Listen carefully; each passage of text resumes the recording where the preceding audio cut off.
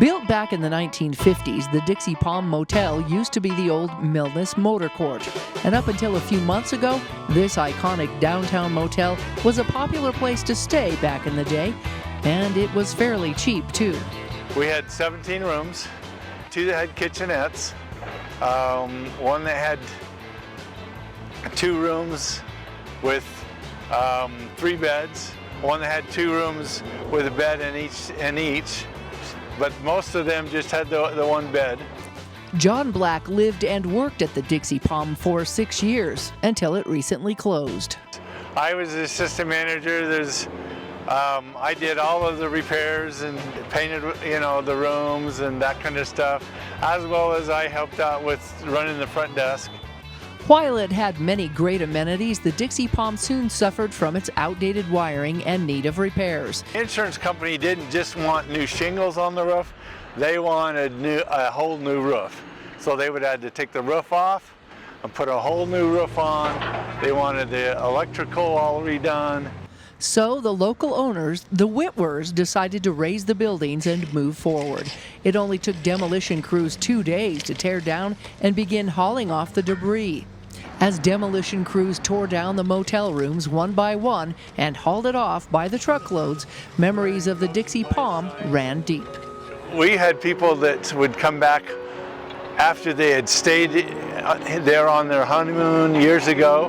We had an older couple, I remember them really well. They were like on their 40th or 50th wedding anniversary. A family-owned business since 1994, Whitwer Hospitality owns this property as well as the Coral Hills Best Western next door. Shane Whitwer and his newlywed wife also used to live here while they attended Dixie State University. Yeah, Shane and his wife, when they first got married, I don't know all of the details, but I know that they needed a place to live, and they weren't actually the managers. They just lived in one of the kitchenette rooms. Shane Whitwer said they are still drafting ideas for what might go in its place. Plans could be a premium hotel with meeting rooms and retail space, a rooftop restaurant, and possibly even local housing space. But after it's all cleaned up, this empty space will be used as a parking lot for county workers. The county is going to use it as a parking lot because for the new building they're building over here, they're building a parking structure where for the old county building, they used to park.